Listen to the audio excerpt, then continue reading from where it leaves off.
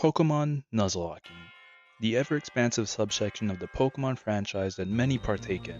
Over the years, Nuzlocke has grown to be a beloved and captivating subculture within the Pokemon community. I'm sure many of you know of the origins of the original Nuzlocke, so I'll just be blunt and explain the rules. You're only allowed to use the first Pokemon you encounter in each area, each Pokemon should be nicknamed, and if it faints, it's dead, and you should box it. But even that became too boring for the common Nuzlocker, and soon enough, someone had to up the ante. Enter Pichal. Pichal is a veteran Nuzlocker and a big inspiration to many in the Nuzlocking community. He popularized the Pokemon HardcoreNuzlocke, an even harder version of the regular Nuzlocke due to the handicaps it applies. No items in battle, game played on set mode, and no overleveling your Pokemon.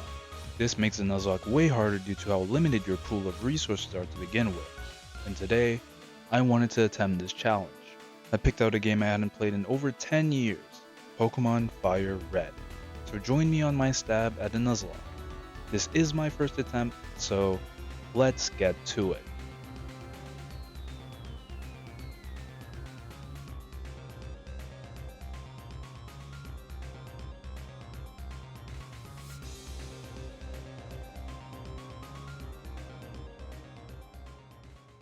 To begin, I chose Charmander as my starter and named him Cayman. My first battle against Green goes smoothly and I start my journey as a Pokemon trainer. The start of Kanto is pretty slow, but since I have a Charmander, I kinda need a bit of luck. The first hurdle is Brock's Rock-type gym, and if you haven't noticed, my little lizard might not be the best fit. I would soon realize Charmander pales in comparison to Bulbasaur. It just gets everything you need, man. This Pokemon is nuts. So while the Bulbasaur enjoyers have it easy, Charmander has to rely on Metal Claw, or another Pokemon doing most of the work. After delivering Oka's package, he gave me a Pokedex and some Pokeballs, and I think this is where the Nuzlocke truly starts. On Route 1, I caught my first addition to the team, Zephyr the Pidgey. Zephyr has decent stats, but the mild nature lowers his defense, which isn't a good sign for any flying type Pokemon. I head over to Route 22 and catch a Mankey. This is possibly the best outcome because the fighting type is perfect for Brock. It's even better due to the fact that the other encounters on his route can be caught in so many different places. Amon has a hasty nature and good attack and defense IVs. On Route 2, I catch Foolish the Rattata, and in Viridian Forest, I catch Vespa the Cocoon. I love Beedrill, but in Fire Red is just mediocre. It doesn't learn any bug or poison moves, and that just leaves its moveset to be decided by TMs. Most of the TMs are stuff you want to give to stronger Pokemon, by the way. So I was really wishing I got a Caterpie instead due to Butterfree's access to Sleep Powder. Before facing Brock, I trained my Pokemon to boost their EVs. EVs, or effort values, are the stats gained from defeating Pokemon. Each Pokemon gives different EVs depending on their highest base stat. For example, defeating Mankey gives attack EVs, while Spearow, Weedle, and Rattata give speed EVs. EVs play a big role in the strength of your Pokemon. Every 4 EVs in a stat gives a 1-point increase at level 100. So currently, maxing out Amon's attack and speed stat would be very beneficial. After rigorous training, I entered a Peter City gym to challenge Brock. Brock sent out Geodude and I led a Zephyr. I used a few sand attacks to lower Geodude's accuracy, then switched to Foolish to lower defense with Tail Whip. When Geodude got to -6, Foolish one-shots with Hyper Fang. Onix came in, so I switched to Amon, took a tackle, and one-shot Onix with a low kick. Beating Brock earns as a TM for a Rock Tomb, the Boulder Badge, and a valuable 10% boost to my Pokemon's attack. Along the way to Mount Moon, Cayman evolved into Charmeleon, and on Route 3, I luckily captured Reptar the Nidoran. I skipped over the Magikarp in the Pokemon Center of Route 4 because let's be honest, Gyarados is great, but in Kanto, Magikarp is abundant. I'd rather take my chances with the wild Pokemon instead. The next gym is Misty and her 2 Water-type Pokemon, which my team might struggle against if I'm unlucky. There are a few things I can do to help me though. In Mount Moon, I could try to catch a Clefairy or Paris, which is guaranteed. Looking back, I should have caught the Paris instead of Sounds, the Zubat. You can't even get Crobat in this game, so I'm basically left with a half-evolved Pokemon that learns no moves. To the base floor, you get to pick a fossil, and obviously the right choice is the Helix fossil. Comparing the 2 fossil Pokemon, Omastar is a fan favorite and takes better advantage of the water and ice moves due to its stats. Leaving Mount Moon, I taught Amon Mega Punch and Cayman Mega Kick, and made way to Cerulean City. On Route 4, I caught Mamba the Ekans. The Ekans line can actually be pretty decent on the team because Mamba thankfully has Intimidate. Right before Nugget Bridge, I got a mini jump scare because I forgot that Green shows up ready to fight. I was leading Vespa against his Pidgeotto, so I swapped to Foolish. Foolish hits a Hyper Fang and survives on 1 HP from a critical hit Gust. I switch to Cayman to finish off Pidgeotto with an Ember, and Green sends out Squirtle, so I counter with Amon. In comes Abra, who's a bit intimidating until it reveals to only know Teleport. On Route 24, I caught an Oddish named Wonder. The grass typing is super scarce, so after already missing out on Paris, the Oddish line could be a big help to my team. I saved Bill from being stuck as a Clefairy, and he thanked me with a ticket to the SSN. On Route 5, I found a Meowth, keyword found. Zephyr did not take it lightly. Along the way, he also evolved into a Pidgeotto. I held off on Reptar's evolution until level 20 for Horn Attack before the level cap, and Wonder evolved into Gloom. Entering the Cerulean City Gym, I challenged Misty and her Water-type team. Unfortunately for Misty, neither of her Pokemon have a Psychic-type move to counter Wonder, and I earned the Cascade Badge. In Vermilion City, I picked up the Old Rod from the Fishing Guru. Instead of using it to catch a Magikarp, I decided to save my Vermilion encounter for a potential Shelter catch later on. The Shelter line is pretty hard to crack. Their defense stat is absurdly high and they have the ability Shell Armor, which negates critical hits. So instead, I caught Guard a Magikarp on Route 6 and Belladonna in Diglett's Cave. Diglett is the only real guaranteed ground type you can obtain. Super fast but super frail and conveniently available before the Electric Gym. Ground types are capable of walling Surge's team, but I'm pretty sure Belladonna can't do it alone.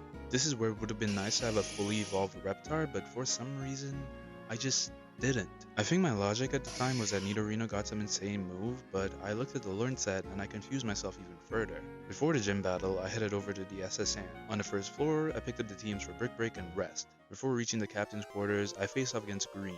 Reptar took on his Pidgeotto, and I switched to Zephyr when Kadabra came in. Amon handled Raticate with some chops, and Wonder cleaned up Wartortle with Absorb. The captain gave us the HM for cut, and I made my way to the Vermilion City Gym. The gym puzzle was pretty easy, so I quickly challenged Lieutenant Surge and his Electric-type Pokemon. Belladonna took care of Voltorb with a Dig, and I switched in Foolish to finish off his Pikachu. When Raichu came in, I swapped to Amon and won the battle, earning me my third gym badge. After my fight with Lieutenant Surge, one of the aides tells me to go back to Route 2. This is to get the TM for Flash, but that's useless. But more importantly, I can use Cut to enter the staff section of the museum where the employee will give you the old amber containing the DNA of Aerodactyl. On Route 11, I caught a Drowsy and named him Tap Out, and I had no idea the untapped potential this Pokemon would have. On the way to Rock Tunnel, I caught Falling the Spearow, Egad the Voltorb, and evolved the Reptar into Nidoking. Inside Rock Tunnel, I caught Agnes the Geodude, and Amon finally evolved into Primate. I'd switched Belladonna to the front of the party to get some experience, but in a tragic turn of events, she fell to a magnitude 8. Belladonna was a big help for Lieutenant Surge and could have been really useful later in the game. But from the ground she emerged, into the soil she shall return. I laid Belladonna to rest, peacefully watching my journey from the sidelines. Things start looking up once I reach Route 8, where I catch Boof the Growlithe. Boof has Intimidate, a modest nature, and decent IVs. Intimidate's just always a useful ability to have, and Arcanine's offense and decent bulk allow it to be very threatening. It makes enough sense to say that Boof will be taking up a spot on the main squad. Next up is Celadon City, home of the department store and the Game Corner. The Rocket Game Corner offers an assortment of Pokemon, and I had my eye on Dratini. It's not as costly as Cypher or Porygon and is definitely worth the investment. As the pseudo-legendary of the region, Dragonite boasts the highest stat total of any non-legendary Pokemon available. I could also get the Gift Eevee or the Abra for a strong Alakazam, but I was happy with my decision. Before getting my Dratini, I noticed the Game Corner offers held items for 1000 coins each. These items will boost the power of moves that match the item's type by 20%, like Flamethrower with Charcoal or Solar Beam with Miracle Seed. On Route 7, I catch Nuyet the Meowth and fought every trainer I could to earn enough money for everything I needed in the Game Corner. I picked up the TMs for Flamethrower, Ice Beam, and Thunderbolt. After scrounging up a bit more money, I could also buy a Leaf Stone and a Firestone, evolving Boof and saving Wonder's evolution for after it learns Moonlight. With my team ready, I was prepared to challenge Erica in the Celadon City Gym. Zephyr swept through the gym trainers and I faced off against Erica and her free Grass-type Pokemon.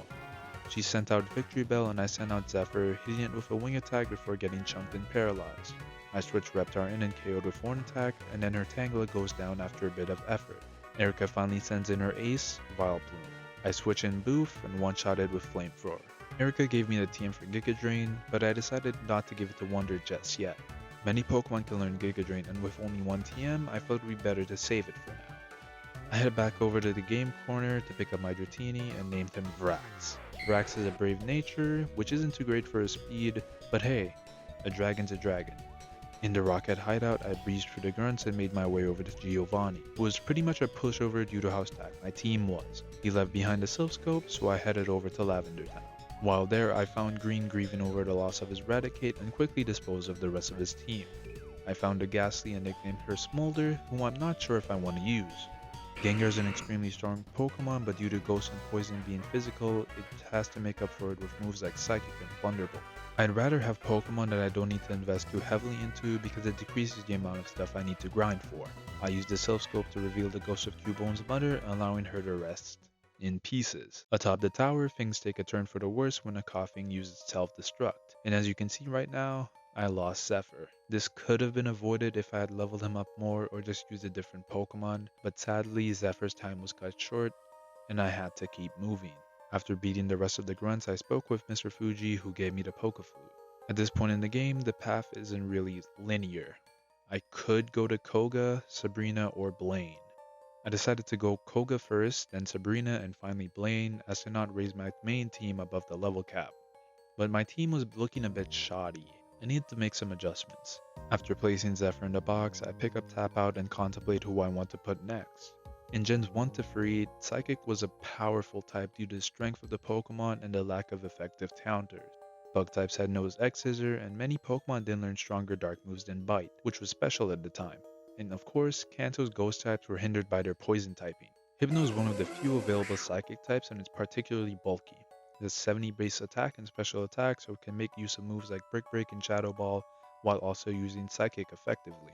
Its ability Insomnia prevents it from being put to sleep, so I trained mine to be high in HP and defense due to its already high special defense.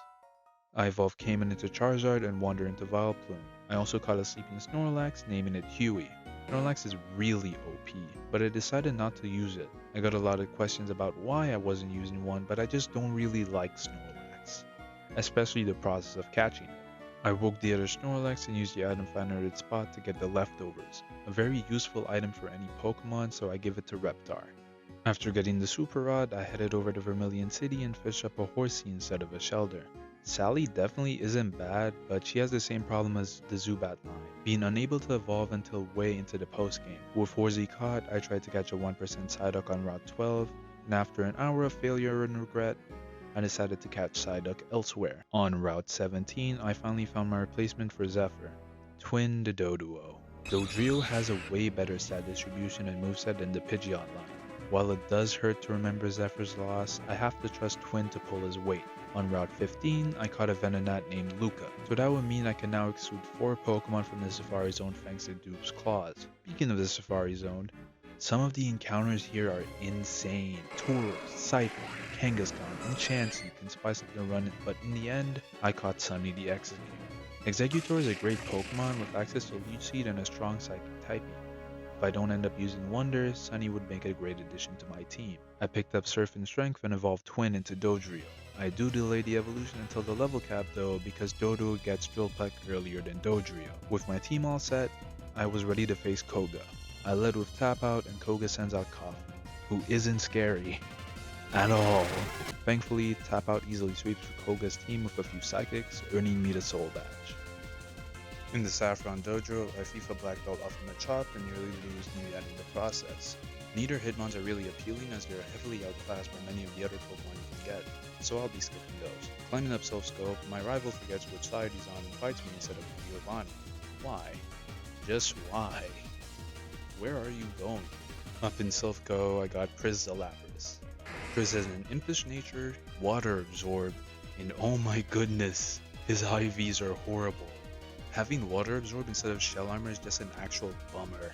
This Lapras is so god awful, but it's a Lapras, and I like Lapras. It'll always have some sort of use, and for that, Priz gets to stay. I beat Giovanni once again, and I must say, for an infamous and gruesome crime boss who controls a mob of goons who literally poach Pokemon, he really sucks at Pokemon battles. I quickly head back to the Pokemon Tower and steal a Spell Tag off a Haunter and a Sharp Beak off a Fearow. Sabrina's team might actually be the hardest of all the gym leaders if done incorrectly. Cadaver can set up Reflect, Mr. Mime possibly pass to the defense, special defense, and special attack boost to Zan, which should literally spell the end of my run. Thankfully, I have one out to the scenario, my monster of a Dodrio.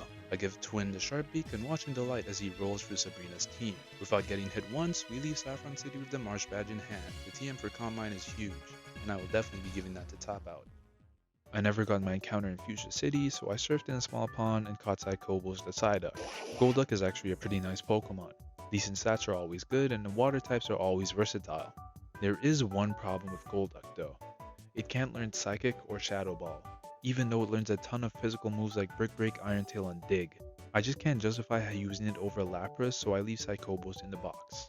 In Pallet Town, I finally fish up Pears the Shelder, and on Route 21, I catch Russell the Tangela. I traverse the waters and reach Cinnabar Island, and inside the Pokemon Mansion, I catch Hoax the Coughing, who is actually a pretty versatile Pokemon due to how much coverage Weezing gets. Exploring the rest of the mansion, I find a few TMs and the key to the Cinnabar City gym. After answering all the questions correctly, I can take on Blaine, who is backed by his Fire-type Pokemon. In theory, Blaine wouldn't be too hard. I brought Agnes because I was planning on sweeping with Defense Pro rollout, but things quickly spiral out of control once a battle starts. Blaine leads with a Growlithe, who lowers Agnes' attack, so I switch to Boof, who tanks a Fire Blast. I switch Agnes in on another Fire Blast and she gets burned, cutting her damage in half. I take Growlithe out with an Earthquake, but I'm too low to confidently deal with Blaine's Arcanine, so I switch to Priz, who takes a massive chunk from a Fire Blast, prompting me to switch again to Amon for the kill. From there, the rest of the fight is a cakewalk with Amon's Brick Break, so I extinguish Blaine and earn the Volcano Badge. Taking a detour over to the Sevi Islands, I catch Cruel the Tentacool, Marissa the Machop, Cora the Poliwag, and beat Moltres atop Mount Ember. On the final island, I dispose of the biker goons and save Lost Tail from a pretty harrowing experience.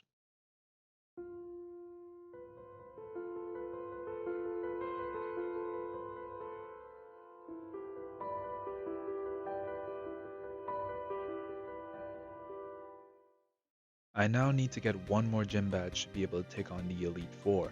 And coincidentally, the Viridian City gym leader has returned. Because the gym is mainly ground types, I put Russell on the team temporarily.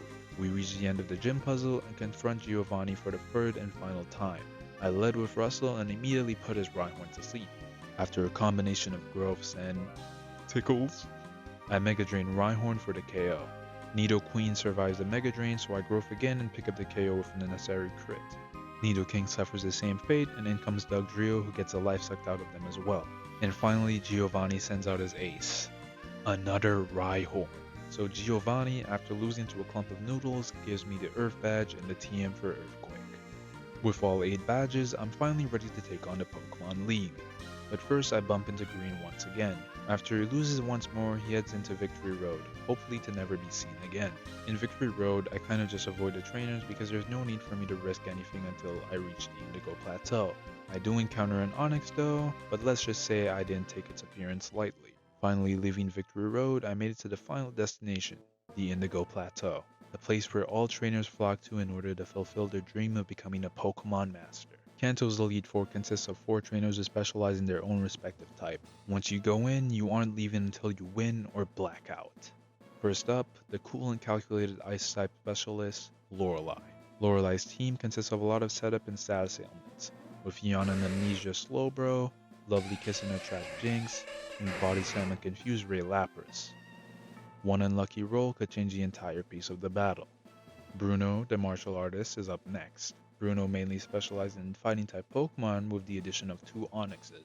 Most of his Pokemon have the move Rock Tomb to a lower speed, allowing them to take the upper hand in battle. His ace, Machamp, is especially scary with Bulk Up, Rock Tomb, Scary Face, and Cross Shot. Next up is Agatha, the strongest of the old. Agatha is set to specialize in Ghost-type Pokemon, but her team prior to the rematch just screams Poison-type Fanatic. Her Pokemon have a lot of status ailment moves, which make it harder to stay in due to nightmares and the chance to be poisoned.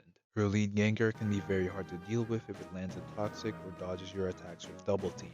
And finally, Lance, the Dragon-type Master, who couldn't find enough dragons and resorted to using flying types as well. Lance's team is pure arcane power. Each one of his Pokemon knows Hyper Beam or Outrage. His Aerodactyl and Dragonite are particularly friendly due to their insane stats and capabilities. His Dragonairs are also hard to set up on due to their ability to shed skin and their moves Safeguard and Thunder Wave. With all this in mind, I got to work finally deciding on a team I wanted to bring. Up first, we have Sunny the Executor. Sunny, as I've stated previously, is one of the few Pokemon that gets access to Leech Seed. Coupled with her strong Psychic typing, bulk, and supporting capability, she makes her a staple pick against the likes of Lorelei and Bruno. Next, we have the fossil Pokemon, Farsight the Aerodactyl. Aerodactyl is a fast, hard-hitting monster, which I can take even further by teaching her Rock Slide, Aerial Ace, Earthquake, and Hyper Beam. I also give her the Hard Stone, an item you can thief off wild Onyxes to boost your Rock-type moves by 20%. Lapras makes the cut with his natural bulk and ability to soak up any water attack. He hasn't gotten much action, but he's here to help for pivots and support. I also teach him Thunderbolt and give him the Mystic Water to boost his water type attacks even further. Of course, Tap Out the Hypno is also on the team. Tap Out has become one of my favorite Pokemon and I have a newfound appreciation for Hypno. With Tap Out's natural bulk, I can set up Calm Minds and deal high damage with Psychic while also dealing decent damage with Shadow Ball. I also give him the leftovers for Sustain, allowing him to stay in battle longer. Tap Out is perfect for matching up against Lorelei, a trainer that my last two Pokemon would have trouble facing. Twin pokes his free heads into the fray as a powerful backup mon if something were to happen to Tap Out or Farsight. Twin doesn't really have a designated role, more of just a fill-in-the-gaps type Pokemon. He's been really good to have throughout most of my journey, and he made up for the loss of Zephyr in more ways than I can imagine, so I'm very thankful to have him on the team. The last Pokemon was a conflicting decision, but it had to be made. Replacing my starter Cayman, I bring on Vrax the Dragonite. Vrax isn't the average Dragonite though, he's special. Literally. We've already gone over his shitty IVs, but Vrax now has been trained to be a special attacker to make use of the fact that the physical special split hasn't happened yet, knowing the moves Dragon Claw, Ice Beam, Thunderbolt, and Thunder Wave. I also give him the Magnet I thieved off a Magneton to ensure I can deal with Lance's Aerodactyl. I train all my Pokemon to match the level of Lance's Dragonite at 60. With all my preparations, I'm ready to run the gauntlet in order to become the next Pokemon League champion. Lorelei is up first. She sends out Dugong and I send out Sunny. The sleep powder connects, so I lead seed and swap out to Tap Out. I'm already extremely lucky that Dugong stays asleep, so Tap Out can set up Calm Minds. Eventually, Dugong wakes up from its sweet dreams into a world of hurt, being knocked out by a Psychic. Lapras comes in, and the first Psychic knocks it under half, but it uses Body Slam and gets a para. This could be bad if I get parried enough, but I stay in and knock Lapras out with another Psychic. Slowbro comes in, and of course I'm dead to a crit and I'm paralyzed, but who cares, we got this. Jinx comes out, and I just know that if I don't land a Shadow Ball, I'm going to be hacked to death.